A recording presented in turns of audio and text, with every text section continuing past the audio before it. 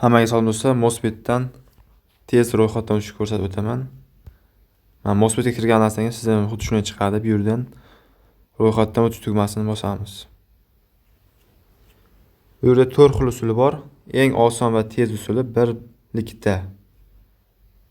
Birinchisi valyuta. Xohlagan valyutangizni o'ynasangiz bo'ladi. So'mda o'ynasangiz bu joyga tenish shart emas. Kim bu yerdan xohlagan davlatingizni tanlashingiz mumkin. Bu yerda bonusni sport uchun Casino Gambis o'ynashni olsak bo'ladi. Hozir ammo Casino turibdi, sport mana bunisi.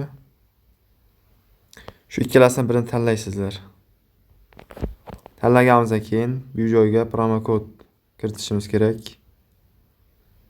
BONUS 0026 qo'llash degan yozuvga bosamiz. Keyingisi o'yinni boshlash degan tugmani bosamiz.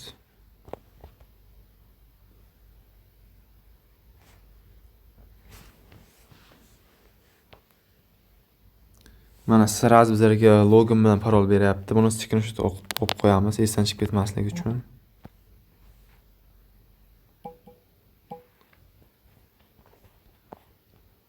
Boshqatdan yaxshi tushunadi. Keyin davom etishga bosamiz. Bemalol hisob to'ldirib pul chiqarishingiz mumkin. Mana pul chiqarish mana bunisi. Pul chiqarishga bermaydi, chunki profilni to'ldiring degan joyga bosamiz. Mana bu yerdan strelka turibdi, o'shani bosib chiqqanimizdan keyin mana bu yerdagi ID'ni ustiga bir bossak, mana shaxsiy ma'lumotlar degan joyi bor. O'sha yerdan mana shaxsiy ma'lumotlar degan joyi bor. Mana bularni to'ldirib chiqishimiz kerak. Familiya, ism, mana bu yerda hujjat raqami deyapti. Shularni kiritasizlar bu yerga. 16 talik raqam yoziladi. 14 talik raqam jishir deyiladi shu. Yoki pasport seriya yoki 14 talik raqam yozish kerak bu yerga. Pasportda o'zi bor. Nickname xohlagan nom yozib qo'ysangiz ham bo'ladi, masalan.